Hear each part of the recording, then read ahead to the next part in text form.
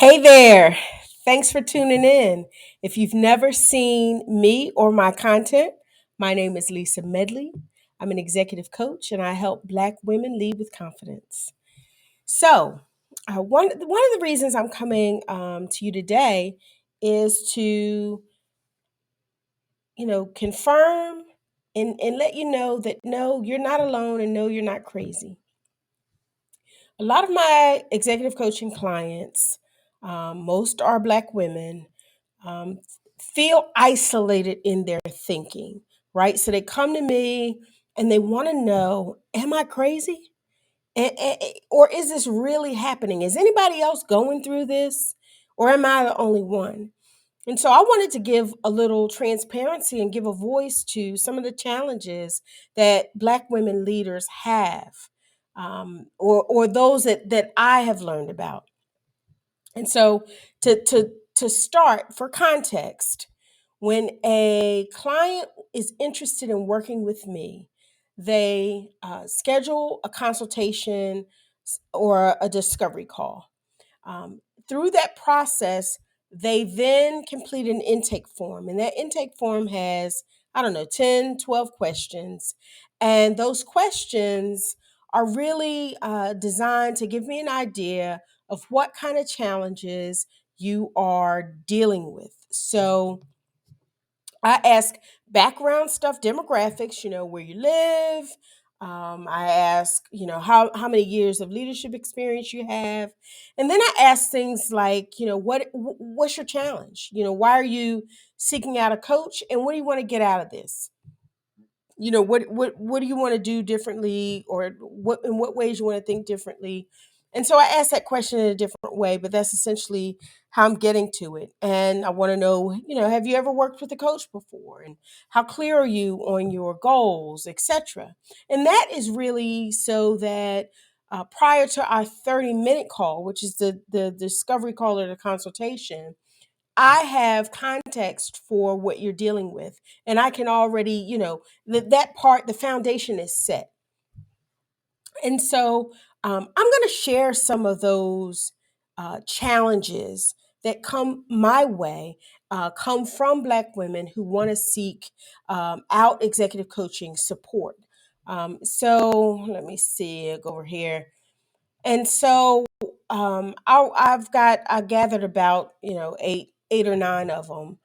Again, these are anonymous submissions, and it's over the span of 2-3 years, right? So one Black woman says, "I want support. I'm seeking out a coach.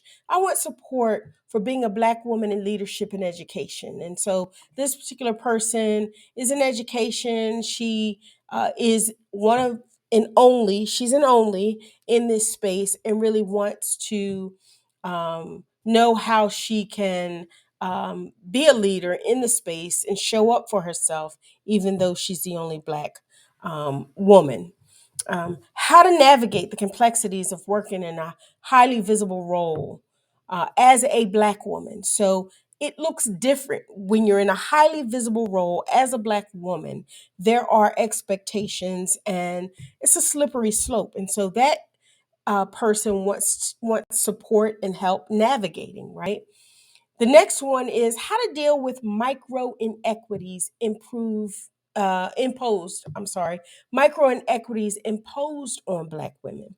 So this young lady, has experienced some trauma in the past, and she wants to work through how do I deal with this stuff, right?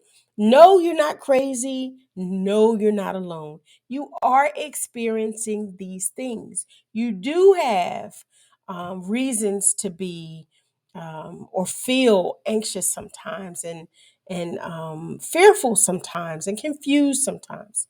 So the next one is how to make necessary adjustments and play well in the sandbox without losing myself.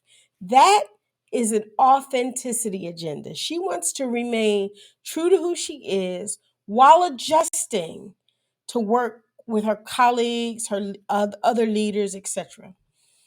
This next one is brain dump. I need a brain dump. I need to unload the emotional baggage, and these are her words, that I've been carrying around, probably because it was weighting her down. Next, regaining confidence after facing retaliation and microaggressions in an organization, get this, where I was celebrated, then tokenized, then rejected within 8 months of time. So, how do I regain my footing? Regain the confident leadership that I need to take me to the next level, even though I've suffered or gone through three different phases, right? From a very positive experience all the way down to rejection in less than a year. Next one, I want to build my confidence in leading others in my skills. What kind of skills do I need? What kind of skills do I already have? Right? Sometimes you just want coaching because you want to build your strengths. And then the last one I'll share is finding my voice or having my ideas heard and valued as a leader. This particular individual has a seat at the table. She has a seat at the table. She has no voice. So, again, you are not alone and you are not crazy. And seeking the support of an executive coach might be the solution you need to gain your footing or regain your footing, regain confidence, gain some momentum, and really work through navigating some of these boundaries, some of these challenges. Barriers is a better word, not barriers. Um, and it's not all doom and gloom, ladies. It's not all doom and gloom. There are some bright spots along the way. But when we're at an organization where we're expected to perform at a certain level, you have to bring a certain level of confidence and passion and excitement to the table with you.